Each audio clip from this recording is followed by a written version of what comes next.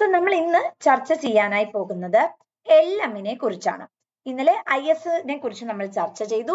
അതേപോലെ തന്നെ നമുക്ക് ഇന്ന് ചർച്ച ചെയ്യാനുള്ളത് മണി മാർക്കറ്റ് ഇക്വിലിബ്രിയത്തെ കുറിച്ചാണ്.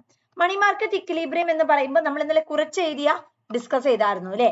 അതായത് നമ്മുടെ എക്കോണമിയിൽ സർക്കുലേറ്റ് ചെയ്യുന്ന total quantity of money supply, അതിനെ തന്നെയാണ് ശരിക്കും നമ്മൾ എന്ത് പറയുന്നത്, ഈ ഒരു മണി മാർക്കറ്റ് കൺസിഡറേഷൻസിലേക്ക് പോകുമ്പോൾ നമ്മൾ അറ്റയർ ചെയ്യുന്നത്. പിന്നെ നമ്മൾ പഠിച്ച എന്താ, പലതരത്തിലുള്ള മോട്ടീവ്സ്, ബേസിക്കലി 3 മോട്ടീവ്സ് ആണ് ഉള്ളത് അല്ലെ. The very first one is transaction motive ഉണ്ട്. ദ സെക്കൻഡ് വൺ എന്ന് പറയുന്നത് we have the precautionary motive ഉണ്ട്. ആൻഡ് ദ തേർഡ് വൺ എന്ന് പറയുന്നത് it is nothing but the speculative motive ആണ് അല്ലെ. ഇങ്ങനെ ബേസിക്കലി 3 തരത്തിലുള്ള മോട്ടീവ്സ് ആണ് നമ്മൾ നൊട്ടേറ്റ് ചെയ്യുന്നത്.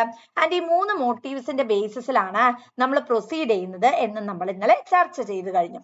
ഇനി നമുക്ക് നോക്കാനുള്ളത് LM കർവിന്റെ ഡിറ്റർമിനേഷൻ ആണ്. സോ LM കർവിന്റെ ഡിറ്റർമിനേഷനിലേക്ക് നമ്മൾ പോയിട്ടുണ്ടെങ്കിൽ ഇന്നലെ നമ്മൾ IS കർവ് ഡിറ്റർമൈൻ ചെയ്ത അതേ ഫാക്ടർ തന്നെയാണ് ഇവിടെയും നമ്മൾ എടുക്കുന്നത്. പക്ഷെ ഇവിടെ ബേസിക്കലി എന്താ വെച്ചിട്ടുണ്ടെങ്കിൽ നമുക്ക് 4 ഗ്രാഫിക്കൽ പ്രസന്റേഷൻസ് ആണ് ഇവിടെ ബേസിക്കലി ഉപയോഗിക്കേണ്ടത്. സോ ഇവിടെ നമുക്ക് here comes quantity of money, here comes rate of interest. ഇത് രണ്ടിന്റെയും ഇന്റർസെക്ഷൻ ആണ് നമ്മൾ ആദ്യം നോക്കാനായി പോകുന്നത്.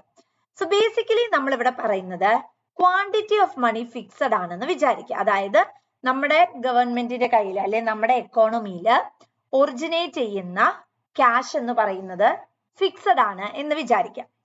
നമ്മുടെ ഇൻഡിവിജ്വൽസിന് പലതരത്തിലുള്ള മോട്ടീവ്സ് ഉണ്ട് അല്ലെ. Transaction motive, precautionary motive, speculative motive, ഇങ്ങനെ 3 തരത്തിലുള്ള ലക്ഷ്യങ്ങളാണ് ഓരോരുത്തരുടെയും ലൈഫിൽ ഉള്ളത്. So what happens is that അതിനെ ബേസ് ചെയ്തിട്ട് നമ്മുടെ ഡിമാൻഡ് ഫോർ മണിയിൽ എന്ത് വരും, ഫ്ലക്ച്വേഷൻസ് വരാനുള്ള കണ്ടീഷൻസ് ഉണ്ട്. സോ ഇത് നമ്മുടെ initial demand for money. Now നമ്മുടെ പ്രിക്കോഷണറി, സ്പെക്യുലേറ്റീവ്, ട്രാൻസാക്ഷൻ മോട്ടീവ് വർദ്ധിക്കുന്നതിനനുസരിച്ച് വീണ്ടും എന്ത് സംഭവിക്കും, നമ്മുടെ മണി സപ്ലൈ എന്ന് പറയുന്നതിൽ ഓഗ്മെന്റേഷൻ വരിക, അത് M1ലേക്ക് പോയി. അടുത്തത് വീണ്ടും എന്ത് സംഭവിക്കുകയാണ്, നമ്മുടെ ഡിമാൻഡ് ഫോർ മണി, അതായത് നമ്മുടെ ആവശ്യങ്ങൾ, ഇപ്പൊ നമുക്ക് സ്പെക്യുലേഷൻ ചെയ്യണം. സ്പെക്യുലേഷൻ പറഞ്ഞാൽ ഊഹക്കച്ചവടം അല്ലെ. യെസ്, അത് നമുക്ക് ചെയ്യണം. അടുത്ത നമുക്ക് പ്രിക്കോഷണറി മോട്ടേഴ്സ്, നമുക്ക് അറിയില്ല what is going to happen എന്നുള്ളത് അല്ലെ. അപ്പൊ നിയർ ഫ്യൂച്ചറിൽ എന്തും സംഭവിക്കാനുള്ള സാധ്യതയുണ്ട്. സോ നമുക്കത് ബേസിക്കലി എന്ത് ചെയ്യണം, പ്രിക്കോഷൻസ് എടുക്കണം. അതേപോലെ ട്രാൻസാക്ഷൻ മോട്ടീവ്, നമുക്ക് ട്രാൻസാക്ഷൻ ആക്ടിവിറ്റീസ്, ഗുഡ്സ്, സർവീസസ്, ഇതൊക്കെ നമുക്ക് പർച്ചേസ് ചെയ്യേണ്ടതായിട്ട് വരും അല്ലെ. സോ ആസ് എ റിസൾട്ട് ഇവിടെ എന്ത് സംഭവിക്കും, മണിയുടെ കോൺസെപ്റ്റിലും കുറച്ച് ഹൈക്ക് അല്ലെങ്കിൽ ചേഞ്ചസ് അത് ഒറിജിനേറ്റ് ചെയ്യും. നമ്മുടെ ആവശ്യങ്ങൾ വർദ്ധിക്കുന്നതിനനുസരിച്ച് ഡിമാൻഡ് ഫോർ മണി എന്ന് പറയുന്ന ഈ ഒരു കർവ് എങ്ങോട്ടേക്ക് ഷിഫ്റ്റ് ചെയ്യും, റൈറ്റ് സൈഡിലേക്ക് ഷിഫ്റ്റ് ചെയ്യും. ഒബ്വിയസ്ലി റേറ്റ് ഓഫ് ഇൻട്രസ്റ്റും എന്താണ്, ഇതിങ്ങനെ കൂടാൻ തന്നെ R0, R1, R2 എന്ന് പറഞ്ഞിട്ട് റേറ്റ് ഓഫ് ഇൻട്രസ്റ്റും എന്ത് ചെയ്യും, അവിടെ കൂടുക തന്നെയാണ് ബേസിക്കലി വരുന്നത്. അപ്പൊ ഇവിടെ നമുക്ക് ബേസിക്കലി പറഞ്ഞത് ഒന്നാമത്തെ കൺസിഡറേഷൻ എന്ന് പറഞ്ഞാൽ നമ്മുടെ പ്രിക്കോഷണറി മോട്ടീവ്, അതേപോലെ ട്രാൻസാക്ഷൻ മോട്ടീവ്, സ്പെക്യുലേറ്റീവ് മോട്ടീവ്, ഇതിലെല്ലാം വേരിയേഷൻസ് സംഭവിക്കുന്നതിനനുസരിച്ച് ഇൻഡിവിജ്വൽസിനുള്ള പ്രിഫറൻസ് എന്ന് പറയുന്നതിലും ബേസിക്കലി എന്ത് സംഭവിക്കുകയാണ്, ഹൈക്ക് സംഭവിക്കുകയാണ് ചെയ്യുന്നത്. ഇനി ഇതിന് പാരലലായി we are drawing another curve, that is ഇവിടെ നമ്മൾ ലെവൽ ഓഫ് ഇൻകവും അതേപോലെ തന്നെ ഇവിടെ നമ്മൾ പറയുന്നത് റേറ്റ് ഓഫ് ഇൻട്രസ്റ്റുമാണ്. ലെവൽ ഓഫ് ഇൻകവും റേറ്റ് ഓഫ് ഇൻട്രസ്റ്റും തമ്മിൽ പോസിറ്റീവ് ആയിട്ടുള്ള റിലേഷൻ തന്നെയാണ് കാണിക്കുന്നത്. അതായത് നമ്മളിവിടെ ബേസിക്കലി പറയുന്നത് എന്താണ്, നമ്മളുടെ ഡിമാൻഡ്, അതായത് നമ്മളുടെ ഇൻകം വർദ്ധിക്കുന്നതിനനുസരിച്ചിട്ട് ഇൻട്രസ്റ്റ് റേറ്റ് വർദ്ധിക്കുന്നു. കാരണം എന്താ വെച്ചാൽ നമ്മൾ കയ്യിൽ ക്യാഷ് വെച്ചോണ്ടിരുന്നിട്ടുണ്ടെങ്കിൽ അത് പ്രോബ്ലം, ഇൻഫ്ലേഷണറി കണ്ടീഷൻസിലേക്കും ഇൻഫ്ലേഷണറി സിറ്റുവേഷൻസിലേക്കും ഒക്കെ ഇത് റിസൾട്ട് ചെയ്യാനുള്ള സാധ്യതയുണ്ട്. മാസീവ് ആയിട്ടുള്ള പ്രോബ്ലംസുമായിരിക്കാം ഇത് റിസൾട്ട് ചെയ്യുന്നത്. So this is our income, this is our rate of interest. Now വീണ്ടും നമ്മളുടെ ഇൻകം വർദ്ധിച്ചു, Y1 ആയി. Rate of interest increase to R1. Again income increase to Y2. Rate of interest increase to R2. So ഇവിടെ ഈ lines എല്ലാം നമ്മൾ plot ചെയ്ത്, ഈ പോയിന്റ്സ് എല്ലാം നമ്മൾ പ്ലോട്ട് ചെയ്ത്, if we draw we will get the LM curve. അപ്പൊ ഇവിടെ ബേസിക് ആയിട്ട് പറയുന്നത് ആൾക്കാര് കയ്യിൽ ക്യാഷ് വെച്ചിട്ട് ഇരുന്നിട്ടുണ്ടെങ്കിൽ അതൊന്നും നമുക്ക് സാധ്യമാവില്ല. കാരണം നമ്മുടെ സ്പെക്യുലേറ്റീവ് ആയാലും പ്രിക്കോഷണറി മോട്ടീവ് ആയാലും സ്പെക്യുലേറ്റീവ് ട്രാൻസാക്ഷൻ മോട്ടീവ് ആയാലും എല്ലാത്തിലും ചേഞ്ചസ് വന്നുകൊണ്ടിരിക്കുകയാണ്. സോ ഹ്യൂമൻ ബീയിങ്സിന് എന്ത് ചെയ്തേ മതിയാവുള്ളൂ? അതിനനുസരിച്ച് ഓഫ് കോഴ്സ് റെസ്പോണ്ട് ചെയ്തേ മതിയാവുള്ളൂ. ഇല്ലെങ്കിൽ that would create serious levels of problems. So നമ്മുടെ ഇൻകം വർദ്ധിക്കുന്നതിനനുസരിച്ച് മനുഷ്യന്റെ നമ്മൾ എപ്പോഴും ബേസിക്കലി എക്കണോമിക്സിൽ പറയുന്ന ഒരു കാര്യമുണ്ട്, human wants are unlimited but the resources to meet are limited എന്ന്. അവിടെ എന്തുകൊണ്ടാണ് അൺലിമിറ്റഡ് എന്ന് പറയണേ? Let there be transaction motive, speculative or let it be precautionary motive, എല്ലാത്തിനും നമുക്ക് ഒറിജിനേറ്റ് ചെയ്യുന്ന നമുക്ക് ആവശ്യമായിട്ടുള്ള ക്യാഷ് എന്ന് പറയുന്നത് ഇറ്റ് ഗോസ് ഓൺ ഇൻക്രീസിങ്. നമുക്ക് എത്ര കിട്ടിയാലും എന്താവില്ല, മതിയാവില്ല. സോ അങ്ങനെ മതിയാവാത്ത ഒരു കോൺസെപ്റ്റ് അല്ലെങ്കിൽ ബിഹേവിയർ നമ്മളിൽ ഒറിജിനേറ്റ് ചെയ്യുന്നത് കൊണ്ട് തന്നെ നമുക്ക് ബേസിക് ആയിട്ട് എന്തിനുള്ള ഒരു ടെൻഡൻസി ഉണ്ടാവും? കൂടുതലായിട്ട് അക്യുമുലേറ്റ് ചെയ്യാനുള്ള ടെൻഡൻസി കാണും. അതുകൊണ്ടാണ് ഇവിടെ മണി സപ്ലൈ കൂടുമ്പോൾ അല്ലെങ്കിൽ ഡിമാൻഡ് ഫോർ മണി കൂടുമ്പോൾ റേറ്റ് ഓഫ് ഇൻട്രസ്റ്റും എന്താണ്, വർദ്ധിച്ചുകൊണ്ട് തന്നെ വരുന്നത്. ഇൻകവും റേറ്റ് ഓഫ് ഇൻട്രസ്റ്റും തമ്മിലുള്ള ഒരു റിലേഷൻഷിപ്പ് തന്നെയാണ് ബേസിക്കലി നമുക്ക് ഇവിടെ കാണാൻ പറ്റുന്നത് മണി മാർക്കറ്റ് ഇക്വിലിബ്രിയം കണ്ടീഷൻസിൽ കാണാനായിട്ട് സാധിക്കുന്നത്. ഇനി നമ്മുടെ LM കർവിന്റെ നൊട്ടേഷനിലേക്ക് കടക്കുകയാണെങ്കിൽ അവിടെ പലതരത്തിലുള്ള കാരണങ്ങളാലാണ് LM കർവ് ഷിഫ്റ്റ് ചെയ്യുന്നത്. ഒന്ന്, നമുക്കിത് റൈറ്റ് വേർഡിലേക്ക് ഷിഫ്റ്റ് ചെയ്യുന്നു. And the second one is this shift to the left ward. Right ward ഷിഫ്റ്റിംഗും ടേക്ക് പ്ലേസ് ചെയ്യാം, ലെഫ്റ്റ് വേർഡ് ഷിഫ്റ്റിംഗും ടേക്ക് പ്ലേസ് ചെയ്യാം. സോ റൈറ്റ് വേർഡ് ആണെങ്കിൽ മണി സപ്ലൈ എന്ന് പറയുന്നത് കൂടുമ്പോൾ റൈറ്റ് വേർഡ് ഷിഫ്റ്റ് ആണ് വരുന്നത്. നമ്മുടെ LM കർവ് മണി സപ്ലൈ കൂടുമ്പോൾ റൈറ്റ് വേർഡിലേക്ക് ഇങ്ങോട്ടേക്ക് ഷിഫ്റ്റ് ചെയ്യും. അതായത് നമ്മുടെ എക്കോണമിയിൽ കൂടുതൽ എന്താവുക, സർക്കുലേഷൻ കൂടുക, മണി കൂടുതലായിട്ട് നമ്മുടെ എക്കോണമിയിലേക്ക് ഇൻജക്റ്റഡ് ആവുക. അതേപോലെ തന്നെ നമുക്ക് കൂടുതലായിട്ടുള്ള ഒരു ഇൻവെസ്റ്റ്മെന്റ് പൊട്ടൻഷ്യാലിറ്റി അല്ലെങ്കിൽ ഒരു ഒറിജിനേഷൻ എന്ന് പറയുന്നത് അവിടെ ലഭിക്കുകയാണ് ചെയ്യുന്നത്. സോ അത് എന്ത് തന്നെയാണ്, പോസിറ്റീവ് ആയിട്ടുള്ള ഒരു ട്രെൻഡ് അല്ലെങ്കിൽ പോസിറ്റീവ് ആയിട്ടുള്ള ഒരു ടെൻഡൻസി തന്നെയാണ് നമുക്ക് അവിടെ ഒറിജിനേറ്റ് ചെയ്തിട്ട് അത് നൽകുന്നത്. സോ ഇവിടെ മണി സപ്ലൈ കൂടുമ്പോൾ, പക്ഷെ അതിനും ഒരു പ്രശ്നമുണ്ട് കേട്ടോ. കാരണം ബിയോണ്ട് എ സർട്ടൻ ലിമിറ്റ് നമ്മളുടെ എക്കോണമിയിൽ മണി സപ്ലൈ കൂടിയിട്ടുണ്ടെങ്കിൽ ഇൻഫ്ലേഷണറി കണ്ടീഷൻസിലേക്ക് അത് നയിക്കാനായിട്ടുള്ള സിറ്റുവേഷൻ ഉണ്ട്. സോ എന്തിനും ഒരു എക്സ്ട്രീമിറ്റി അല്ലെങ്കിൽ ഒരു കണ്ടീഷണൽ എഫക്റ്റ് എന്ന് പറയുന്ന അല്ലെങ്കിൽ ഒരു റെഗുലേഷൻ എന്ന് പറയുന്നത് ഉണ്ടാവണം. എന്നിരുന്നാലും LM കർവ് എപ്പോഴും റൈറ്റ് വേർഡിലേക്ക് ഷിഫ്റ്റ് ചെയ്യപ്പോഴായിരിക്കും മണി സപ്ലൈ കൂടുമ്പോഴും ഡിമാൻഡ് ഫോർ മണി കുറയുമ്പോഴും. അതായത് ഡിമാൻഡ് ഫോർ മണി കുറയും, കാരണം എന്താ വെച്ചിട്ടുണ്ടെങ്കിൽ സപ്ലൈ ഓഫ് മണി വർദ്ധിക്കല്ലേ, അതായത് ആവശ്യക്കാർക്ക് പൈസ കിട്ടിക്കൊണ്ടേ ഇരിക്കുന്നു. സോ ആസ് എ റിസൾട്ട് അവിടെ പിന്നെയും കറൻസി യൂണിറ്റ് വേണം അല്ലെങ്കിൽ പിന്നെയും കറൻസി വേണം എന്നുള്ള ഒരു ഇൻകറൻസിലേക്ക് പോകേണ്ട ആവശ്യം വരുന്നില്ല. കാരണം എല്ലാവർക്കും എന്ത് കിട്ടുന്നുണ്ട്, മണി ആമ്പിൾ ആയിട്ട് കിട്ടുന്നുണ്ട്. അപ്പൊ അങ്ങനെ മണി ആമ്പിൾ ആയി കിട്ടുന്ന സമയത്ത് അഗെയിൻ ഡിമാൻഡ്, ഞങ്ങൾക്ക് പൈസ വേണം ട്രാൻസാക്ഷൻ മോട്ടീവ് ചെയ്യാനായിട്ട് അല്ലെങ്കിൽ സ്പെക്യുലേറ്റീവ് മോട്ടീവ് ചെയ്യാൻ വേണ്ടിയിട്ട് ഞങ്ങൾക്ക് ഇനിയും കാശ് വേണമെന്ന് ആരും ഒറിജിനേറ്റ് ചെയ്യില്ല. ബിക്കോസ് എല്ലാവരുടെ കയ്യിൽ എന്ത് കിട്ടുന്നുണ്ട്, they are ample or they are available with enough amount of funds. So as a result എന്തില്ല, അവിടെ ഒരു പ്രോബ്ലമാറ്റിക് സ്കെനാരിയോ അല്ലെങ്കിൽ പ്രോബ്ലമാറ്റിക് ആയിട്ടുള്ള സിറ്റുവേഷൻ എന്ന് പറയുന്നത് ഒറിജിനേറ്റ് ചെയ്യാനുള്ള ടെൻഡൻസി അവിടെ വരുന്നില്ല. ഇനി അടുത്ത കൺസിഡറേഷനിലേക്ക് നമ്മൾ പോവുകയാണെങ്കിൽ എന്താ, ലെഫ്റ്റ് വേർഡിലേക്ക്. നമ്മളുടെ എക്കോണമിയിൽ മണി സപ്ലൈ കുറയാന്ന് വിചാരിക്കാം, അത് കുറഞ്ഞാലും അത് ബിയോണ്ട് കൺട്രോൾ ആയാലും അത് രണ്ടും പ്രശ്നം തന്നെയാണ്. അപ്പൊ നമുക്ക് ആക്ച്വലി വേണ്ടത് രണ്ടിന്റെയും ഇടയിൽ നിന്നുള്ള ഒരു പോസ്റ്റുലേഷൻ ആണ്. മണി സപ്ലൈ ഒട്ട് ഒരുപാട് അങ്ങോട്ട് കൂടാനും പാടില്ല, മണി സപ്ലൈ എന്ന് പറയുന്നത് ഒരുപാട് അങ്ങോട്ട് കുറയാനും പാടില്ല. സോ LM കർവ് ബേസിക്കലി പറയുന്നത് മണി സപ്ലൈ നൊട്ടേഷൻ ആണ്.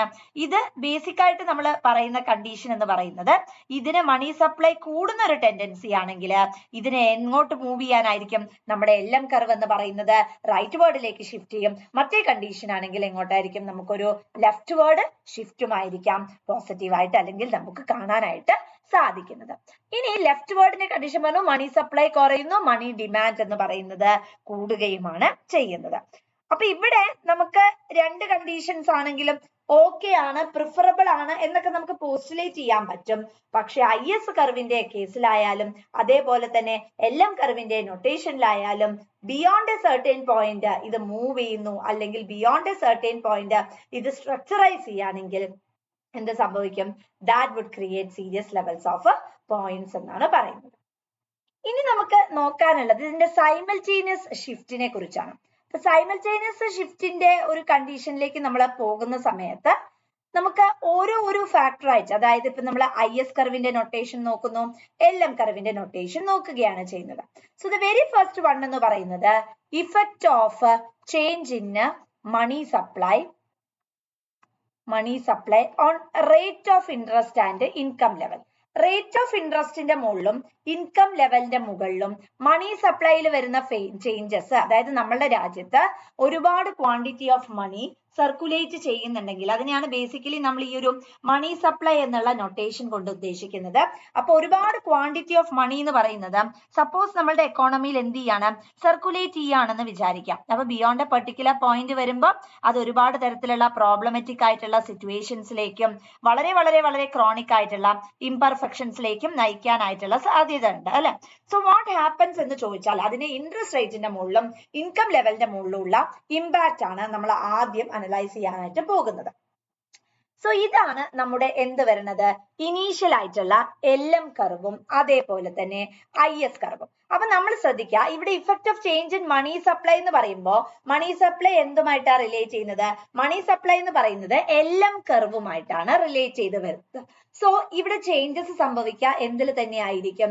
ഇവിടെ ചേഞ്ചസ് സംഭവിക്കുന്നത് LM കർവിലായിരിക്കും. ചേഞ്ചസ് സംഭവിക്കാൻ പോകുന്നത് LM കർവിലായിരിക്കും. ഈ LM കർവിൽ വരുന്ന ചേഞ്ചസ് പ്രകാരം what happens to the interest rate as well as the level of income എന്നുള്ളതാണ് നമ്മൾ ഇവിടെ ഡിസ്കസ് ചെയ്യുന്നത്. സോ ആദ്യം ഇവിടെ വരുന്നത് റേറ്റ് ഓഫ് ഇൻട്രസ്റ്റ് റേറ്റും ഇവിടെ വരുന്നത് ലെവൽ ഓഫ് ഇൻകം ആണ്. നിങ്ങളോട് ഇങ്ങനെ തന്നെ ആയിരിക്കും ചോദിക്കുക, അതായത് മണി സപ്ലൈയിൽ ചേഞ്ച് വരുന്ന സമയത്ത് ഇൻട്രസ്റ്റ് റേറ്റിന്റെ മുകളിലും ഇൻകം ലെവലിന്റെ മുകളിലും എന്താണ് എഫക്ട് വരാൻ പോകുന്നത് എന്നുള്ളതാണ് അവിടെ കൂടുതലായിട്ടും ഡിസ്കസ് ചെയ്യേണ്ടത്. അപ്പൊ നമുക്കറിയാം, അതായത് ഇനീഷ്യലി നമ്മൾ എന്ന് പറയുന്ന ഈ ഒരു പെർട്ടിക്കുലർ പോയിന്റിലാണ് എന്ത് വരുന്നത്, ഇക്വിലിബ്രിയം എന്ന് പറയുന്നത് ടേക്ക് പ്ലേസ് ചെയ്യുന്നത്. സോ ഇവിടെ നമുക്ക് ആദ്യം പറഞ്ഞു നമ്മൾ ഇക്വിലിബ്രിയം കണ്ടീഷൻസിലേക്ക് എന്ന് പറയുന്ന ഒരു പെർട്ടിക്കുലർ പോയിന്റിലാണ് ഇക്വിലിബ്രിയം കണ്ടീഷൻ വരുന്നത്. ഇനി ഇൻഡിവിജ്വൽസിന് പലതരത്തിലുള്ള മോട്ടീവ്സ് ഉണ്ട് അല്ലെ. Precautionary motive, speculative motive, transaction motive, ഇങ്ങനെ ഒരുപാട് തരത്തിലുള്ള മോട്ടീവ്സ് ഇൻഡിവിജ്വൽസിനുണ്ട്. അതിൽ suppose for example speculative motive കൂടുക എന്ന് വിചാരിക്കുക, അതായത് നമുക്കൊരു ട്രേഡിംഗ് ആക്ടിവിറ്റീസിലേക്ക് പോസ്റ്റുലേറ്റ് ചെയ്യാൻ അല്ലെങ്കിൽ ട്രേഡിംഗ് പോസിബിലിറ്റീസിലേക്ക് മൂവ് ചെയ്യാനുള്ള നമ്മളുടെ ടെൻഡൻസി എന്ന് പറയുന്നത് വർദ്ധിച്ചു എന്ന് വിചാരിക്കാം. സോ ആസ് എ റിസൾട്ട് എന്ത് സംഭവിച്ചു, മണി സപ്ലൈ കൂടുതലായി വന്നു അല്ലെ. സോ മണി സപ്ലൈ ഇതാ ഇങ്ങോട്ടേക്ക് ഷിഫ്റ്റ് ചെയ്തു. അപ്പൊ ഇവിടെ എന്തായി, LM1 അല്ലെങ്കിൽ ഡാഷ് എന്ന് പറയുന്ന പൊസിഷനിലേക്ക് വന്നു. So what happens to the income level of income എന്ന് പറയുന്നത് ആദ്യം നമുക്ക് Y0 ആയിരുന്നു നമ്മുടെ ലെവൽ ഓഫ് ഇൻകം. അടുത്തത് എന്താ, ഇത് Y1 ആയിട്ട് വന്നു. ഇവിടെ റേറ്റ് ഓഫ് ഇൻട്രസ്റ്റ് കുറയാണ് ചെയ്തത്. കാരണം എന്താ അറിയോ, ഇവിടെ ഇൻകം കൂടി, ആൾക്കാര് ബാങ്കിൽ കൊണ്ടുപോയി റേറ്റ് ഓഫ് ഇൻട്രസ്റ്റ് കുറഞ്ഞപ്പം ആൾക്കാർ നോർമലി എന്ത് ചെയ്തു, ബാങ്കിൽ കൊണ്ടുപോയി നിക്ഷേപിച്ചിട്ട് കാര്യമില്ല. കാരണം they are not providing with ample level of interest rate. So it's better to go for speculative motives അല്ലെ. അവരുടെ കയ്യിലുള്ള കാശ് അവർ മനസ്സിലാക്കി കഴിഞ്ഞു ബാങ്കിൽ കൊണ്ടുപോയിട്ട്. കാരണം റേറ്റ് ഓഫ് ഇൻട്രസ്റ്റ് നോക്കിക്കേ, ആദ്യം നമുക്ക് R0 ആയിരുന്നു നമ്മുടെ റേറ്റ് ഓഫ് ഇൻട്രസ്റ്റ്. ഈ റേറ്റ് ഓഫ് ഇൻട്രസ്റ്റ് R1 ആയിട്ട് കുറഞ്ഞു. അപ്പൊ ഇനി ബാങ്ക് കൊണ്ടുപോയിട്ട് നമ്മൾ ഇൻവെസ്റ്റ് ചെയ്തിട്ട് കാര്യമില്ല. കാരണം ആദ്യം നമുക്ക് 2% ആയിരുന്നു കിട്ടിക്കൊണ്ടിരുന്നത്, ഇപ്പൊ 1% കിട്ടുന്നത്. ആരെങ്കിലും ബാങ്ക് കൊണ്ടുപോയി ഇടുവോ പലിശ കുറഞ്ഞിട്ടുണ്ടെങ്കിൽ? ഇല്ല. സോ ഓട്ടോമാറ്റിക്കലി ഇൻഡിവിജ്വൽസ് എന്ത് ചിന്തിക്കാൻ തുടങ്ങി, it is better not to go and make investment in such particular institutions എന്നുള്ളത് അവരെ മനസ്സിലാക്കാൻ തുടങ്ങി. As a result what happens is that അവർ കൂടുതലായിട്ടുള്ള കവറേജ് അല്ലെങ്കിൽ കൂടുതലായിട്ടുള്ള ഒരു ഓപ്ഷൻസിലേക്ക് ചിന്തിക്കാനായിട്ടും ആരംഭിച്ചു. അപ്പം അവിടെ നിന്നുമാണ് എന്ത് തുടങ്ങുന്നത്, നമ്മുടെ മണി സപ്ലൈ ഇൻക്രീസ് ചെയ്തു. മണി സപ്ലൈ ഇൻക്രീസ് ചെയ്തപ്പോ എന്താ, നമ്മൾ സ്പെക്യുലേറ്റീവ് മോട്ടീവ്സിലേക്കാണ്, ആൾക്കാരുടെ കയ്യിലുള്ള ക്യാഷ് ആൾക്കാർ കൂടുതലായി ഇൻവെസ്റ്റ്മെന്റ് മേഖലയിലേക്ക് കൊണ്ടുവരുന്നു. അങ്ങനെ ഇൻവെസ്റ്റ് ചെയ്താൽ വാട്ട് ഹാപ്പൻസ് ഇസ് ദാറ്റ് ആൾക്കാരുടെ കയ്യിൽ ക്യാഷ് വെക്കുകയല്ല, നമ്മുടെ കെയ്ൻസിന്റെ ലിക്വിഡിറ്റി പ്രിഫറൻസ് തിയറിയിൽ പഠിച്ച പോലെ ആൾക്കാർ ക്യാഷ് കയ്യിൽ വെക്കുവല്ല, മറിച്ച് എന്ത് ചെയ്യാണ്, ഇൻവെസ്റ്റ്മെന്റ് പൊട്ടൻഷ്യാലിറ്റീസിന് വേണ്ടിയിട്ട് അവർ ഉപയോഗിക്കുകയാണ് ചെയ്യുന്നത്. സോ ഓട്ടോമാറ്റിക്കലി എന്ത് സംഭവിക്കും, ഇൻകം എന്ന് പറയുന്നതിലും എന്തായി, വർധനവ് വരികയാണ് ചെയ്തത്. ഇനി ഓൺ ദ അതർ ഹാൻഡ് ആൾക്കാർ എന്ത് വിചാരിക്കാണ്, ഇൻട്രസ്റ്റ് റേറ്റ് എന്ന് പറയുന്നത് ഇത്രയും വർദ്ധിച്ചു, R2 ആയിട്ട് ബാങ്ക് തരുന്ന ഇൻട്രസ്റ്റ് റേറ്റ് വർദ്ധിച്ചു എന്ന് വിചാരിക്കാം. ഓട്ടോമാറ്റിക്കലി ആൾക്കാർ എന്തേ ഉണ്ടാക്കുള്ളൂ, അവരുടെ ഇൻകം ലെവല് കുറയ്ക്കും. അതായത് അവർ കൂടുതലായിട്ട് എന്ത് ചെയ്യില്ല, വലിയ രീതിയിലുള്ള കോൺസെപ്റ്റ്സിലേക്കോ അല്ലെ വലിയ രീതിയിലുള്ള ഒരു ഇൻവെസ്റ്റ്മെന്റ് പൊട്ടൻഷ്യാലിറ്റി ഓപ്ഷൻസിലേക്കൊന്നും പോകൂല. As a result what happens is that നമ്മളുടെ മണി സപ്ലൈ കുറയും. LM2 അല്ലെങ്കിൽ LM2- അങ്ങനെ എന്തെങ്കിലും, LM+- അങ്ങനെയായി മാറും. കാരണം ആൾക്കാർക്ക് മനസ്സിലാവും ബാങ്ക് കൊണ്ടുപോയി വെക്കുന്ന നല്ലത്. കാരണം ഇവിടെ ആദ്യം 2% ഇപ്പൊ 3% കിട്ടുന്നുണ്ട്. So it's better to go and make investment in those areas എന്നുള്ളത് ആൾക്കാർ മനസ്സിലാക്കും. അതുപോലെ തന്നെ അവരെന്ത് ചെയ്യും, റാപ്പിഡ് ആയിട്ടുള്ള ഇൻവെസ്റ്റ്മെന്റ് ഓപ്പർച്യൂണിറ്റീസിലേക്കും മൂവ് ചെയ്യും. അപ്പം ലെവൽ ഓഫ് ഇൻകവും റേറ്റ് ഓഫ് ഇൻട്രസ്റ്റും തമ്മിൽ ഇൻവേഴ്സ് ആയിട്ടുള്ള ഒരു പോസ്റ്റുലേഷൻ തന്നെയാണ് ഉള്ളത്. ബാങ്കിൽ ഇൻട്രസ്റ്റ് റേറ്റ് കുറച്ചു കഴിഞ്ഞിട്ടുണ്ടെങ്കിൽ നോർമലി ആൾക്കാർക്ക് എന്തിനുള്ള ഒരു ടെൻഡൻസി ഉണ്ടാവും, പീപ്പിൾക്ക് തോന്നും, അതായത് ഒന്നെങ്കിൽ സ്പെക്കുലേറ്റീവ് മോട്ടീവ്സ് അല്ലെങ്കിൽ ഒരു പക്ഷെ അവരുടെ ട്രാൻസാക്ഷൻ ആക്ടിവിറ്റീസ്. കാരണം നമുക്കറിയാം ഹ്യൂമൻ ബീങ്സ്, നമ്മൾ പറഞ്ഞ പോലെ തന്നെ ഹ്യൂമൻ ബീങ്സിന്റെ വോണ്ട് എന്ന് പറയുന്നത് ബേസിക്കലി അൺലിമിറ്റഡ് ആണ്. പക്ഷെ നമ്മുടെ സമൂഹത്തിൽ അവൈലബിൾ ആയിട്ടുള്ള റിസോഴ്സസ് എന്ന് പറയുന്നത് എങ്ങനെയാ, വളരെയധികം ലിമിറ്റഡ് ആയിട്ടുള്ള കൺസിഡറേഷനുമാണ്. അപ്പൊ നമുക്ക് ഈ റിസോഴ്സസിനെ വെച്ച് മാച്ച് ചെയ്യുക, ഈ റിസോഴ്സസിനെ വെച്ച് മുന്നോട്ടേക്ക് പ്രൊസീഡ് ചെയ്യുക എന്ന് പറയുന്നത് വളരെ ഇമ്പോർട്ടന്റ് ആയിട്ടുള്ള കൺസേൺ ആണ്. So while we are moving on to such a particular concept, നമ്മൾ എന്ത് ചെയ്തേ പറ്റുള്ളൂ, നമുക്ക് ഈ ഒരു പെർട്ടിക്കുലർ ആയിട്ടുള്ള കണ്ടീഷൻസിലേക്കും ഈ ഒരു പെർട്ടിക്കുലർ ആയിട്ടുള്ള ടാബുലേഷൻസിലേക്കും നമുക്ക് പ്രൊസീഡ് ചെയ്തേ മതിയാവുള്ളൂ. ദെൻ ഇനി എന്താ വെച്ചിട്ടുണ്ടെങ്കിൽ desire to save and propensity to consume. Desire to save എന്ന് പറഞ്ഞിട്ടുണ്ടെങ്കിൽ ജനറലി ആൾക്കാർക്ക് എന്തിനുള്ള ഒരു ടെൻഡൻസി ഉണ്ട് വെച്ചാൽ സേവിങ് ആക്ടിവിറ്റീസിൽ, എക്സ്പെഷ്യലി നമ്മൾ പറയുന്നത് കോൺസ്പീഷ്യസ് ഗുഡ്സിന്റെ ബേസിസിലാണ് നമുക്ക് എപ്പോഴും എന്തുള്ളത്, ഒരു സേവിങ് ടെൻഡൻസി ഉള്ളത്.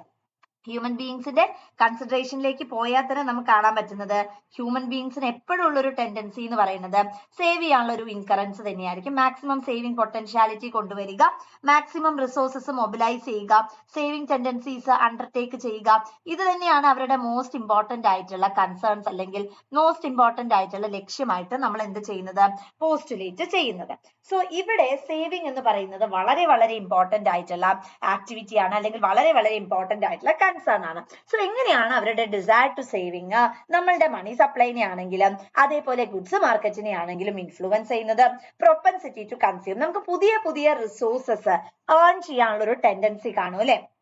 നമുക്ക് ബാൻഡ് വാഗൺ എഫക്റ്റും അതേപോലെ തന്നെ റാച്ചറ്റ് എഫക്റ്റും ഒക്കെ നമുക്ക് അവൈലബിൾ ആണ്. സോ ബേസിക്കലി അതിലൊക്കെ നോട്ടേറ്റ് ചെയ്യുന്നത് എന്താ, പുതിയ റിസോഴ്സസ് നമ്മൾ അക്യുമുലേറ്റ് ചെയ്യുക, പുതിയ തരത്തിലുള്ള കാര്യങ്ങൾ നേടിയെടുക്കുക. അത് തന്നെയാണ് നമ്മളുടെ ബേസിക് ആയിട്ടുള്ള കൺസേൺസ് വരുന്നത്. സോ ഇവിടെ എങ്ങനെയാണ് desire to saving and propensity to income എന്ന് പറയുന്നത് ബേസിക് ആയിട്ട് നമ്മുടെ ഈ ഒരു മാർക്കറ്റിനെ അല്ലെങ്കിൽ നമ്മളുടെ ലെവൽ ഓഫ് ഇൻകത്തിനെയും റേറ്റ് ഓഫ് ഇൻട്രസ്റ്റിനെയും ബാധിക്കുന്നത് എന്നുള്ളതാണ് നമ്മൾ അടുത്തതായി ചർച്ച ചെയ്യാൻ പോകുന്നത്.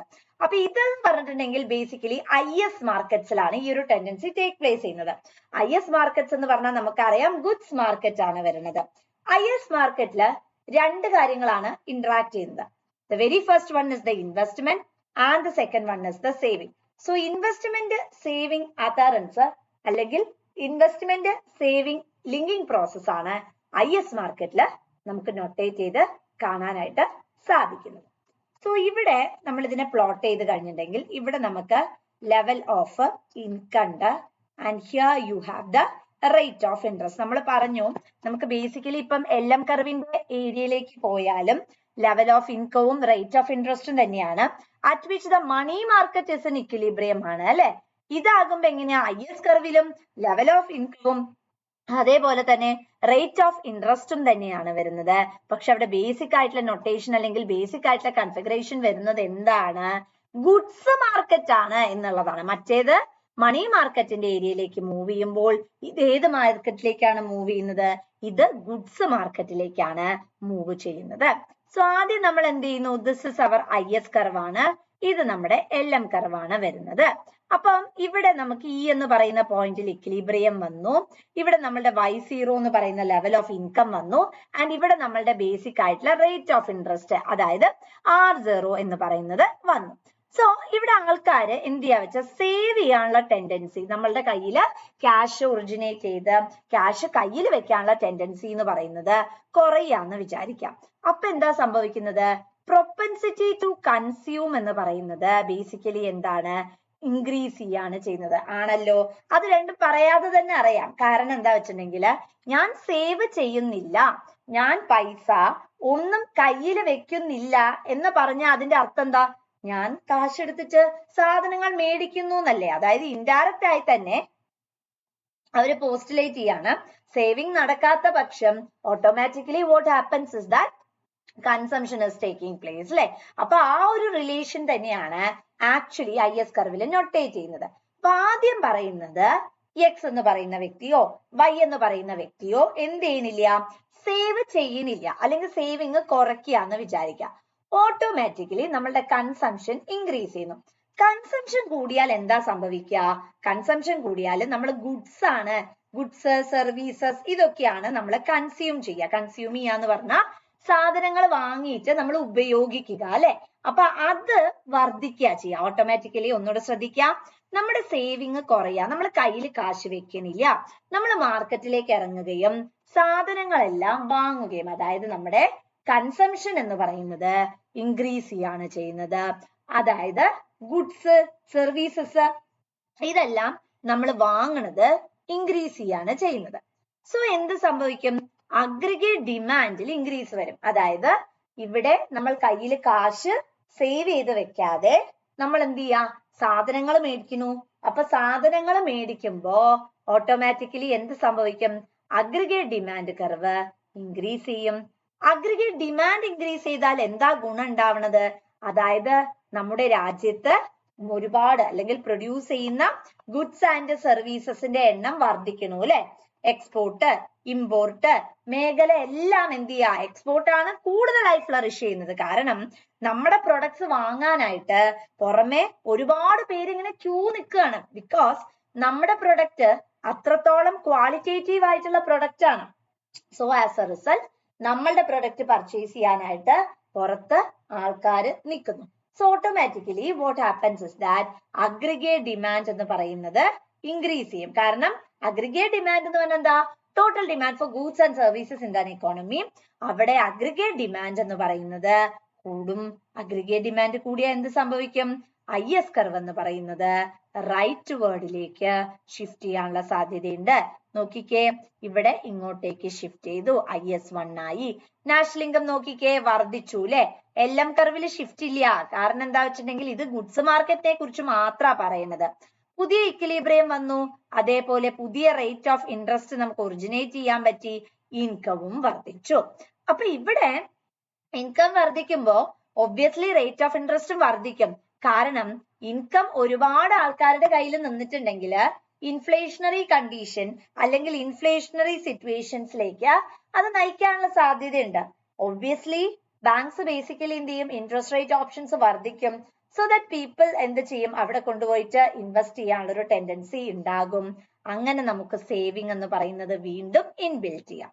സോ ഞാൻ ഒന്നുകൂടെ പറഞ്ഞുതരാം. ആദ്യം നമുക്ക് E എന്ന് പറയുന്ന പോയിന്റിലാണ് ഇക്വിലിബ്രിയം വരുന്നത്. അടുത്തത് എന്ത് സംഭവിച്ചു? സേവിങ് കുറഞ്ഞു എന്ന് വിചാരിക്കാം. അതായത് ആൾക്കാരും കയ്യിൽ എന്ത് വെക്കണില്ല? കാശ് വെക്കണില്ല. ആൾക്കാര് എന്ത് ചെയ്യാണ്? സേവ് ചെയ്യണില്ല. ആൾക്കാർ എന്ത് ചെയ്യാ? കയ്യിൽ കാശ് വെക്കാതെ സാധനങ്ങൾ വാങ്ങാൻ വേണ്ടിയിട്ട് പൈസ ചെലവാക്കണം. കാരണം നമുക്കറിയാം ഓരോ ഇൻഡിവിജ്വൽസിന്റെയും കൺസേൺ എന്ന് പറയുന്നത് കൂടുതലായിട്ട് റിസോഴ്സസ് അക്യുമുലേറ്റ് ചെയ്യുക എന്നുള്ളത് തന്നെയാണ്. സോ ആസ് എ റിസൾട്ട് അവർ എന്ത് ചെയ്യുന്നു? സേവിങ് കുറച്ചിട്ട് അവർ കൂടുതലായിട്ടും എന്ത് ചെയ്യും? സാധനങ്ങൾ വാങ്ങാൻ തുടങ്ങും. ഓട്ടോമാറ്റിക്കലി ഡിമാൻഡ് ഫോർ കമ്മോഡിറ്റീസ്, അതായത് ഗുഡ്സ് സർവീസസ് മുതലായ സാധനങ്ങള് വാങ്ങുന്നവരുടെ എണ്ണം എന്ന് പറയുന്നത് വർദ്ധിക്കുകയാണ് ചെയ്യുന്നത്. അപ്പൊ ഈ സാധനങ്ങൾ സർവീസസ് ഇതൊക്കെ പ്രോസസ് ചെയ്യുന്നവരുടെ എണ്ണം ഓട്ടോമാറ്റിക്കലി ഇൻക്രീസ് ചെയ്യുന്നതിനനുസരിച്ച് അത്രയും കമ്മോഡിറ്റി നമ്മൾ എന്ത് ചെയ്തേ മതിയാവുള്ളൂ? പ്രൊഡ്യൂസ് ചെയ്തേ മതിയാവുള്ളൂ അല്ലെ. അത്രയും കമ്മോഡിറ്റീസ് നമ്മൾ എന്തായാലും പ്രൊഡ്യൂസ് ചെയ്തേ മതിയാവുള്ളൂ. അല്ലാതെ നമ്മളുടെ മുമ്പിൽ എന്തില്ല? വേറൊരു ഓപ്ഷനും നമുക്ക് അവിടെ അവൈലബിൾ അല്ല. So automatically what happens is that നമുക്ക് അഗ്രിഗേറ്റ് ഡിമാൻഡ് കർവ് എന്ന് പറയുന്നതിനും ഒരു ഹൈക്ക് വരും. അഗ്രിഗേറ്റ് ഡിമാൻഡ് കൂടുന്ന സമയത്ത് സാധനങ്ങൾ നമ്മൾ ഇവിടെ പ്രൊഡ്യൂസ് ചെയ്യുന്നു. ആ സാധനങ്ങൾ നമ്മൾ കയറ്റുമതി ചെയ്യുന്നു. കയറ്റുമതി ചെയ്യുന്നത് മുഖാന്തരം നമുക്ക് എന്ത് ലഭിക്കുന്നു? ഒരുപാട് തരത്തില് നാഷണൽ ഇൻകം എന്ന് പറയുന്നത് നമ്മുടെ Y0 നിന്നും നാഷണൽ ഇൻകം വർദ്ധിച്ചു. ഓട്ടോമാറ്റിക്കലി റേറ്റ് ഓഫ് ഇൻട്രസ്റ്റിലും എന്ത് സംഭവിച്ചിരിക്കുന്നു? ഒരു ഹൈക്ക് വന്നിരിക്കുന്നു. സോ IS കർവില് ബേസിക്കലി എന്ത് സംഭവിക്കും? ഒരു ഷിഫ്റ്റിംഗ് ടെൻഡൻസി തന്നെയാണ് അവിടെയും നമുക്ക് പോസ്റ്റുലേറ്റ് ചെയ്യാനായിട്ട് സാധിക്കുന്നത്. IS കർവ് എന്ന് പറയുന്നതിന് ബേസിക്കലി എന്ത് വന്നു? ഒരു റൈറ്റ് വേർഡ് ഷിഫ്റ്റ് എന്ന് പറയുന്നതും അവിടെ ടേക്ക് പ്ലേസ് ചെയ്തു. അപ്പൊ ഇത് പോസിറ്റീവാ. ലെവൽ ഓഫ് ഇൻകം ആയാലും റേറ്റ് ഓഫ് ഇൻട്രസ്റ്റ് ആയാലും രണ്ടും വർദ്ധിക്കും. കാരണം ഗുഡ്സ് നമ്മൾ പ്രൊഡ്യൂസ് ചെയ്ത് എക്സ്പോർട്ട് ചെയ്യുന്നു. എക്സ്പോർട്ട് ചെയ്യുന്നത് വഴി നമുക്ക് എന്ത് ചെയ്യാൻ പറ്റുന്നു? ഇൻകം എന്ന് പറയുന്നത് ഒറിജിനേറ്റ് ചെയ്യാനായിട്ട് സാധിക്കുന്നു. അപ്പൊ രണ്ട് രീതിയിലാണ് ചോദ്യം ചോദിക്കുക. ഒന്ന്, മണി സപ്ലൈ ചേഞ്ച് വരുമ്പോൾ റേറ്റ് ഓഫ് ഇൻട്രസ്റ്റിനും ഇൻകം ലെവലിനും എന്ത് സംഭവിക്കും? രണ്ട്, അപ്പൊ LM കർവ് എങ്ങനെയൊക്കെ ഷിഫ്റ്റ് ചെയ്യും എന്നുള്ളത് പഠിക്കുക. അടുത്തത്, desire to save and propensity to consume. അതായത് സേവിങ് കുറയുന്ന സമയത്ത്, കൺസംഷൻ കൂടുന്ന സമയത്ത് വാട്ട് ഹാപ്പൻസ് എന്ന് ചോദിച്ചിട്ടുണ്ടെങ്കിൽ ഇവിടെ നെറ്റ്വർക്ക്ഡ് ആയിട്ടുള്ള കോൺസെപ്റ്റ് ആണ് വരുന്നത്. സൈമൾട്ടേനിയസ് ആയിട്ടുള്ള ബിഹേവിയർ അല്ലെങ്കിൽ സൈമൾട്ടേനിയസ് ആയിട്ടുള്ള ചേഞ്ചസ് ആണ് ഒക്കർ ചെയ്യുന്നത്. ഇതുവരെ നമ്മൾ ഡിസ്കസ് ചെയ്തത് ISന്റെ പൊസിഷൻ അല്ലെങ്കിൽ LMന്റെ പൊസിഷൻ വെച്ചിട്ടാണ്. അല്ലാതെ നമ്മൾ ISLMന്റെ സൈമൾട്ടേനിയസ് ആയിട്ടുള്ള ചേഞ്ചസിനെ കുറിച്ചോ അല്ലെങ്കിൽ സൈമൾട്ടേനിയസ് ആയി വരുന്ന എങ്ങനെയാണ് മൂവ്മെന്റ്സിനെ കുറിച്ചോ നമ്മൾ എന്ത് ചെയ്തിട്ടില്ല, ഇവിടെ ചർച്ച ചെയ്തിട്ടില്ല. സോ ISLM കർവിന്റെ സൈമൾട്ടേനിയസ് ആയിട്ടുള്ള ഷിഫ്റ്റ് അല്ലെങ്കിൽ സൈമൾട്ടേനിയസ് ആയിട്ടുള്ള ട്രെൻഡിനെ കുറിച്ചാണ് നമ്മൾ ആക്ച്വലി എന്ത് ചെയ്യാൻ പോകുന്നത്, ഇനി ചർച്ച ചെയ്യാനായിട്ട് പോകുന്നത്. സോ ഇവിടെ നമ്മൾ നോക്കുന്ന സമയത്ത് നമുക്കറിയാം ISLM കർവ് എന്ന് പറഞ്ഞാൽ ഇവിടെ നമുക്ക് ഇൻകം ആണുള്ളത് and here we have the rate of interest ആണുള്ളത്. സോ ഇവിടെ നമുക്ക് ആദ്യം ഉള്ളത് എന്താണ്? IS കർവാണ്. ഇവിടെ നമുക്ക് അടുത്തത് LM കർവാണ് ഉള്ളത്. അപ്പൊ നമ്മൾ ഇവിടെ ഒരു ഇക്വിലിബ്രിയം പൊസിഷൻസ് ഒറിജിനേറ്റ് ചെയ്ത് കൊണ്ടുവന്നു and this is our E എന്ന് പറയുന്ന പൊസിഷൻ ആണ്. അടുത്തത് നമുക്ക് വീണ്ടും എന്താണ്? ഇവിടെ IS കർവ് നമ്മൾ മുകളിൽ പറഞ്ഞ ഫാക്ടേഴ്സ് ആൽ ഷിഫ്റ്റ് വന്നിരിക്കുന്നു. അടുത്ത നമ്മൾ പറയുന്നത് LM കർവിന്റെ നൊട്ടേഷൻ ആണ്. അപ്പൊ നമ്മൾ ഇത് ഫ്ലാറ്റ് പീക്ക് എന്നുള്ള കണ്ടീഷൻസിലാണ് ഇത് ജനറലി വർക്ക് ചെയ്യുന്നത്. അപ്പം നമ്മൾ ഇനി LM കർവിന്റെ നൊട്ടേഷനിലേക്ക് പോകുന്ന സമയത്ത് നമ്മൾ വരച്ചു, ഇതും വരച്ചു. സോ ഇവിടെ വരച്ചു, this is your LM curve. നമ്മൾ വരയ്ക്കുന്ന സമയത്ത് ഇവിടെയാണ് നമുക്ക് എന്ത് കിട്ടുന്നത്? നമ്മുടെ LM പൊസിഷൻസ് അല്ലെ, അതായത് IS കർവ് വരച്ചു, അതിനുശേഷം IS1 പൊസിഷൻ നമ്മൾ മാർക്ക് ചെയ്തു. അടുത്തത് LM കർവ് മണി സപ്ലൈ കൂടി. So this is your new LM curve. നോക്കിക്കേ, റേറ്റ് ഓഫ് ഇൻട്രസ്റ്റില് യാതൊരു രീതിയിലുള്ള മാറ്റവും വരുന്നില്ല. അതായത് IS കർവും LM കർവും സൈമൾട്ടേനിയസ്ലി ചേഞ്ച് ചെയ്യാന്ന് വിചാരിക്കാം. അപ്പം നമ്മുടെ ഇൻകം വർദ്ധിക്കും. കാരണം ഇവിടെ ഗുഡ്സിനുള്ള ഡിമാൻഡ് കൂടുന്നുണ്ട്.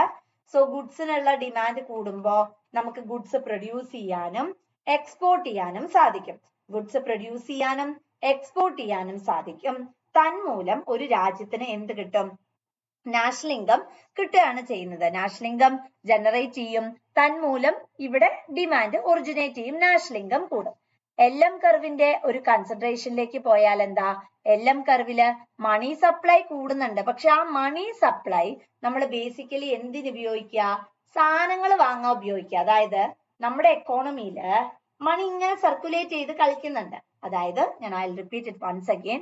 ഇവിടെ നമ്മൾ പറയുകയാണെങ്കിൽ ISന്റെയും LM കർവിന്റെയും സൈമൾട്ടേനിയസ് ആയിട്ടുള്ള ഷിഫ്റ്റിനെ കുറിച്ചാണ് ആക്ച്വലി പറയുന്നത്. IS കർവും ഉണ്ട്, LM കർവും ഉണ്ട്. IS കർവില് നമ്മൾ ബേസിക്കലി പറയാണ്, അതായത് നമുക്ക് IS കർവില് ഇവിടെ കൺസംഷൻ ഉള്ള ഡിമാൻഡ് എന്ന് പറയുന്നത് കൂടുകയെന്ന് വിചാരിക്കുക. നമ്മളിപ്പോ മുമ്പ് പറഞ്ഞ പോലെ തന്നെ കൺസംഷൻ കൂടുകയാണ്. അപ്പൊ ഒബ്വിയസ്ലി അഗ്രിഗേറ്റ് ഡിമാൻഡ് കൂടും. എങ്ങനെയാ അഗ്രിഗേറ്റ് ഡിമാൻഡ് കൂടുന്നത്? അതായത് ഗുഡ്സ് ആൻഡ് സർവീസസ് നമുക്ക് ഇനിയും വേണമെന്ന തോന്നല് വരും. അങ്ങനെ വേണമെന്ന തോന്നല് വരുമ്പോൾ അഗ്രിഗേറ്റ് ഡിമാൻഡ് നൊട്ടേഷനില് എന്ത് സംഭവിക്കും? ഒരു വർധനവ് സംഭവിക്കും. അങ്ങനെ വർധനവ് വന്നു കഴിഞ്ഞാൽ എന്താണ് സംഭവിക്കാനുള്ള സാധ്യതയുള്ളത്? അങ്ങനെ വർദ്ധിച്ചാൽ നമ്മൾ കുറെ കമോഡിറ്റീസ് പ്രൊഡ്യൂസ് ചെയ്യും. അതേപോലെ നമ്മളെ കമോഡിറ്റീസ് പുറമേയുള്ള ആൾക്കാരും പർച്ചേസ് ചെയ്യാണ് ചെയ്യുന്നത്. അതാണല്ലോ ഡിമാൻഡ് എന്ന് പറഞ്ഞാൽ. വെറും നമ്മളുടെ എക്കോണമിയിലുള്ളവർ മാത്രം വാങ്ങുന്നതിനെയല്ല ഡിമാൻഡ് എന്നുള്ളത് കൊണ്ട് പറയുന്നത്. പുറമേയുള്ള ആൾക്കാരും എന്ത് ചെയ്തേക്കാം? കമോഡിറ്റി പർച്ചേസ് ചെയ്തേക്കാം. സോ ഓട്ടോമാറ്റിക്കലി നമ്മളിവിടെ ഒരുപാട് കമോഡിറ്റീസ് മാനുഫാക്ചർ ചെയ്യുകയും അതേപോലെ തന്നെ എക്സ്പോർട്ട് ചെയ്യുന്ന ഒരു ടെൻഡൻസിയും നമുക്കിവിടെ ടേക്ക് പ്ലേസ് ചെയ്യുന്നു. അതൊരു പക്ഷെ നമ്മൾ പറയുകയാണെങ്കിൽ വളരെ ഫേവറബിൾ ആയിട്ടുള്ള കണ്ടീഷൻ ആയി തന്നെ നമുക്ക് പറയാനായിട്ട് സാധിക്കും. So automatically what happens is that നമ്മൾ സാധനങ്ങൾ പ്രൊഡ്യൂസ് ചെയ്യുന്നു, എക്സ്പോർട്ട് ചെയ്യുന്നു, നമ്മുടെ രാജ്യത്ത് നാഷണൽ ഇൻകവും വർദ്ധിക്കുകയാണ് ചെയ്യുന്നത്. LM കർവിന്റെ നൊട്ടേഷൻ എന്താ? മണി സപ്ലൈ എന്ന് പറയുന്നത് കൂടുന്നു. What is money supply? Money supply പറഞ്ഞാൽ total quantity of money that is circulating in our economy. അപ്പൊ മണി സപ്ലൈ ഇങ്ങനെ കൂടിക്കൊണ്ടിരിക്കുകയാണ്. മറ്റു ഭാഗത്ത് ഗുഡ്സിന്റെ മാർക്കറ്റില് എന്ത് സംഭവിക്കുന്നു? സാധനങ്ങളുടെ ഡിമാൻഡും വർദ്ധിച്ചുകൊണ്ടിരിക്കുക. അപ്പൊ ഇതിന്റെ ഇമ്പാക്ട് ന്യൂട്രലൈസ്ഡ് ആകും.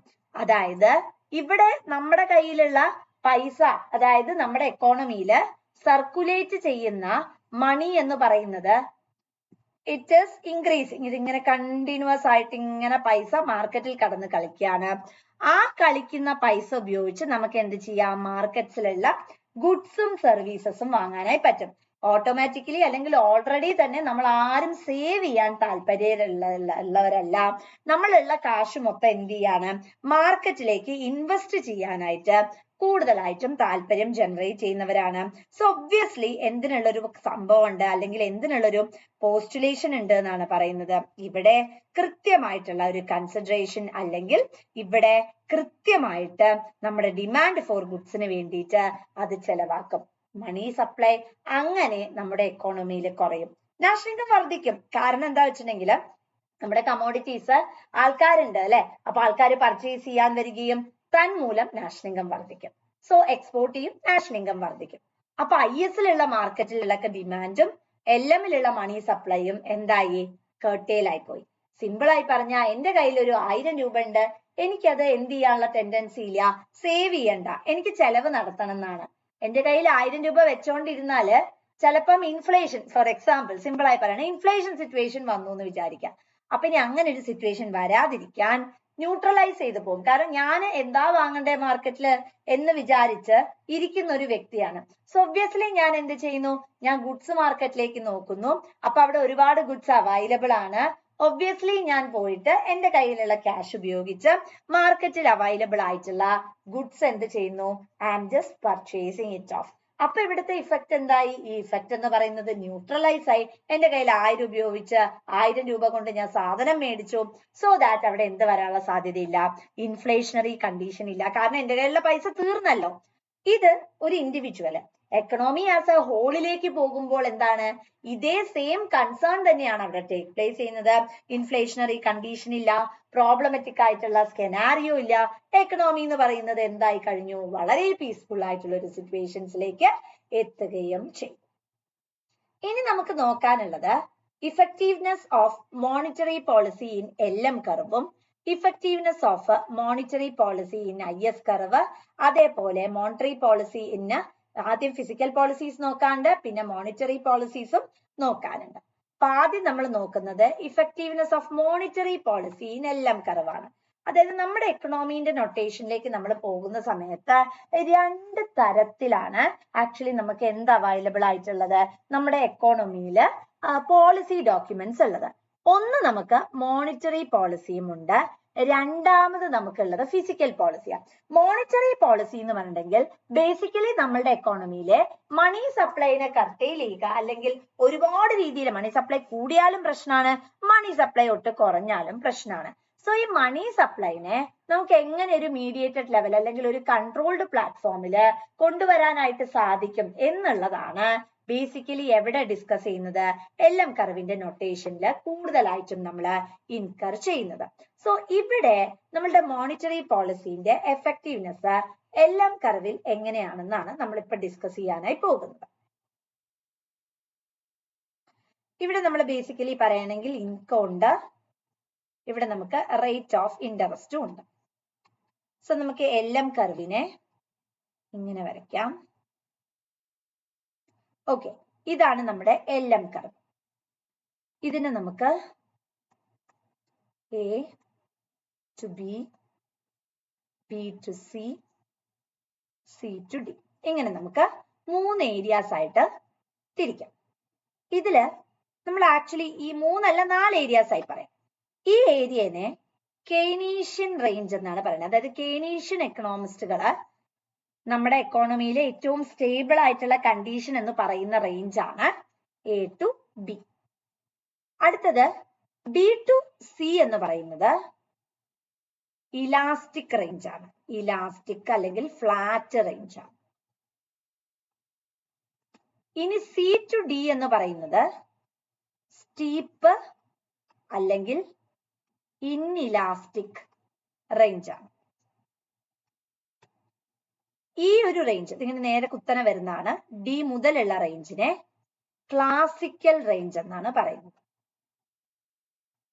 അതായത് വെർട്ടിക്കൽ റേഞ്ച്. അപ്പൊ ഇങ്ങനെ പല റേഞ്ചുകളായിട്ടാണ് നമ്മൾ LM കർവിനെ ഡിസ്ട്രിബ്യൂട്ട് ചെയ്തിട്ട് ഉള്ളത്. A to B curve Keynesian range ആണ്. B to C curve elastic അല്ലെ ഫ്ലാറ്റ് റേഞ്ച് ആണ്. ഇനി C to D പറയുന്ന സ്റ്റീപ്പ് അല്ലെങ്കിൽ ഇൻഇലാസ്റ്റിക് റേഞ്ച് ആണ്. അടുത്തത് D മുതൽ എബൌവിലേക്ക് ക്ലാസിക്കൽ റേഞ്ച് അല്ലെ വെർട്ടിക്കൽ ആണ്. അപ്പൊ ക്ലാസിക്കൽ എക്കണോമിസ്റ്റുകൾ ബിലീവ് ചെയ്യുന്നത് LM കർവ് ഏതാണ്? വെർട്ടിക്കൽ ആണെന്നാണ്. അതുപോലെ കെയ്നീഷ്യൻസ് എന്താ പറയുന്നത്?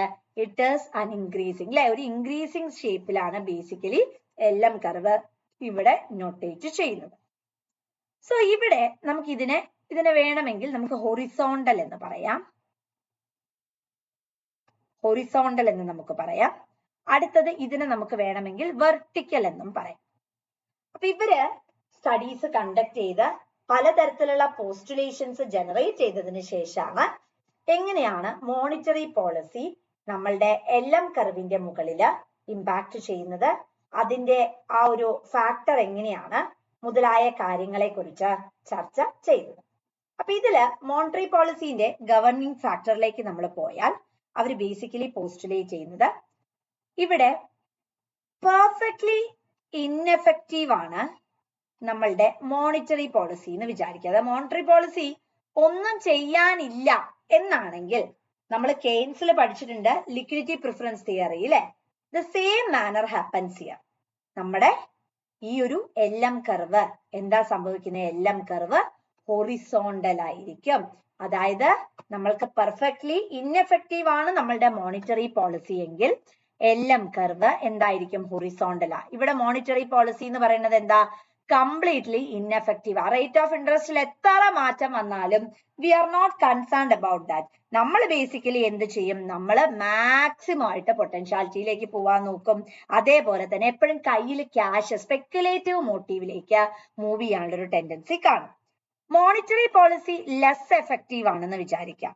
അതായത് ഉണ്ട്, ഇമ്പാക്ട് ഉണ്ട്, പക്ഷെ എന്നിരുന്നാലും വലിയ രീതിയിലുള്ള ഒരു ഇമ്പാക്ട് ഒന്നും ഇല്ലെങ്കിൽ മോണിറ്ററി പോളിസിന്റെ LM കർവ് എന്ന് പറയുന്നത് ഫ്ലാറ്റ് ആയിരിക്കും. അതായത് നമുക്ക് ഇവിടെ കാണാൻ പറ്റുന്ന പോലെ ഫ്ലാറ്റ് റേഞ്ച് ആയിരിക്കും വരുന്നത്. ഇനി മോണിറ്ററി പോളിസിന് ഭയങ്കര അധികം ഇഫക്റ്റീവ് ഉണ്ട് എന്ന് വിചാരിക്കാം എങ്കിൽ ഇവിടെ LM കർവ് എങ്ങനെയായിരിക്കും? സ്റ്റീപ്പ് ആയിരിക്കും വരുന്നത്. മോണിറ്ററി പോളിസി ഇവിടെ പെർഫെക്റ്റ്ലി ഇഫക്റ്റീവ് ആണെങ്കിലോ, അതായത് നമ്മളുടെ കെയ്ൻസ് ഒക്കെ പറഞ്ഞ പോലെ എന്താണ് അവിടെ വെർട്ടിക്കൽ ആയിരിക്കും വരുന്നത്. സോ ഇവിടെ നമുക്ക് ബേസിക് ആയിട്ട് നമ്മൾ നോട്ടേറ്റ് ചെയ്യുകയാണെങ്കിൽ നമ്മളിപ്പോ ഇവിടെ മോണിറ്ററി പോളിസി എന്ന് എഴുതി കഴിഞ്ഞാല് നമുക്കിവിടെ LM കർവിന് എന്ത് പറ്റും എന്നുള്ളത് നോക്കിയാല് ഇവിടെ പെർഫെക്റ്റ്ലി ഇൻഎഫക്റ്റീവ് ആണെങ്കിൽ LM കർവിന് എന്താ പറ്റുന്നത്? LM കർവ് എന്ന് പറയുന്നത് ഹൊറിസോണ്ടൽ ആണ് വരുന്നത്. ഇനി അടുത്തത് എന്താണ്? ഇവിടെ ലെസ് ഇഫക്റ്റീവ് ആണെങ്കിൽ എന്താണ് സംഭവിക്കുന്നത്? LM കർവ് എന്ന് പറയുന്നത് ഫ്ലാറ്റ് ആണ്. അതേപോലെ മോർ ഇഫക്റ്റീവ് ആണെന്ന് വിചാരിക്കുക. മോണിറ്ററി പോളിസി വളരെ ഇഫക്റ്റീവായി നമ്മളുടെ എക്കണോമിയിൽ വർക്ക് ചെയ്യുന്നുണ്ടെങ്കിൽ LM കർവ് എന്ന് പറയുന്നത് സ്റ്റീപ്പ് ആണ്.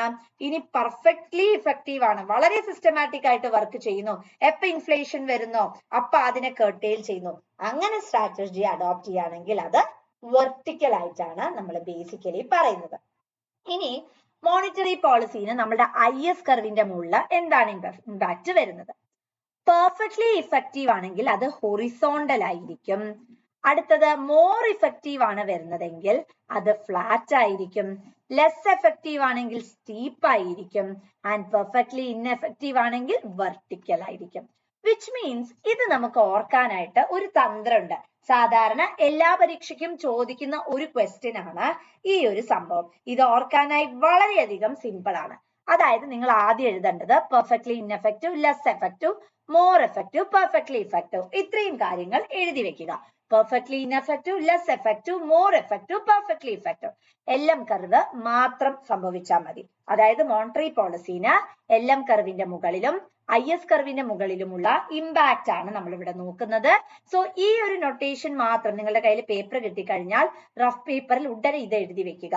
എന്നിട്ട് LM കർവിന്റെ താഴെ ഹൊറിസോണ്ടൽ ഈ ഒരു ഏരിയ മാത്രം പഠിച്ചാൽ മതി. Horizontal, flat, steep, vertical, HFSV എന്ന് പഠിക്കുക. ഇതിന്റെ നേരെ ഓപ്പോസിറ്റാ നമ്മൾ ഇപ്പുറത്ത് എഴുതുന്നത്. അതായത് ഇത് ഹൊറിസോണ്ടൽ ആണെങ്കിൽ ഇത് വെർട്ടിക്കൽ ആണ്, ഇത് ഫ്ലാറ്റ് ആണെങ്കിൽ ഇത് സ്റ്റീപ്പ് ആണ്, സ്റ്റീപ്പ് ആണെങ്കിൽ ഫ്ലാറ്റ് ആണ്, വെർട്ടിക്കൽ ആണെങ്കിൽ ഹൊറിസോണ്ടൽ ആണ്. സോ ഇവിടെ ബേസിക്കലി ഇത് പഠിച്ചു കഴിഞ്ഞാൽ വീണ്ടും സെപ്പറേറ്റഡ് ആയിട്ട് നിങ്ങൾ എന്ത് പഠിക്കേണ്ട ആവശ്യമില്ല, IS കർവിൽ എന്ത് പറ്റുന്നു എന്ന് പഠിക്കേണ്ട ആവശ്യമില്ല. കാരണം LM കർവിൽ വരുന്നതിന്റെ നേരെ ഓപ്പോസിറ്റ് ആണ് നമ്മൾ എവിടെ നൊട്ടേറ്റ് ചെയ്യുന്നത്, IS കർവില് നൊട്ടേറ്റ് ചെയ്യുന്നത്. ഇനി നമ്മള് ഫിസിക്കൽ പോളിസിയുടെ മേഖലയിലേക്ക് പോയാൽ എങ്ങനെയാണ്, ഇതേ കണ്ടീഷൻ തന്നെയാണ് ഫിസിക്കൽ പോളിസിയിലും നമുക്ക് കാണാനായിട്ട് സാധിക്കുന്നത്. സോ ഇവിടെ നമുക്ക് LM കർവ് ഉണ്ട്, ഇവിടെ നമുക്ക് IS കർവ് ഉണ്ട്. സോ ഇവിടെ നമ്മൾ നോക്കുന്ന സമയത്ത് ഫിസിക്കൽ പോളിസി മെഷേഴ്സ് LM കർവിലാണെങ്കിൽ ഇവിടെ നമുക്ക് ഇതേമാതിരി എഴുതി വെക്കാം. Perfectly ineffective, less effective, more effective, then you have perfectly effective. Okay, ഇതേ നൊട്ടേഷൻസ് ആണ് നമ്മൾ ഇവിടെ വീണ്ടും മാർക്ക് ചെയ്യാനായിട്ട് പോകുന്നത്. സോ നമ്മൾ ഈ നൊട്ടേഷൻ ഇവിടെ മാർക്ക് ചെയ്യുന്ന സമയത്ത് നമ്മൾ എഴുതുന്നത് I'll draw column. ഇതേ സംഭവം തന്നെയാണ് ഇവിടെയും നമ്മൾ മാർക്ക് ചെയ്യാൻ പോകുന്നത്. വളരെ സിമ്പിൾ ആയിട്ട് ഈ ഒരു ടേബിൾ നിങ്ങൾക്ക് പഠിച്ചെടുക്കാനായിട്ട് സാധിക്കും. സോ ഇവിടെ നമുക്ക് പെർഫെക്റ്റ്ലി ആദ്യം ഇൻഎഫക്റ്റീവ് ആണ് വന്നത്. സോ പെർഫെക്റ്റ്ലി ഇൻഎഫക്റ്റീവ് ആകുമ്പോൾ ഇവിടെ സംഭവിക്കുന്നത്, ഇവിടെ ഹൊറിസോണ്ടൽ ആണേ, അപ്പൊ അതിന്റെ നേരെ ഓപ്പോസിറ്റ് എഴുതാം, വെർട്ടിക്കൽ. എന്താണ് ഇവിടെ ഹൊറിസോണ്ടൽ, ഒരൊറ്റ സംഭവം മാത്രം നിങ്ങൾ പഠിച്ചാൽ മതി.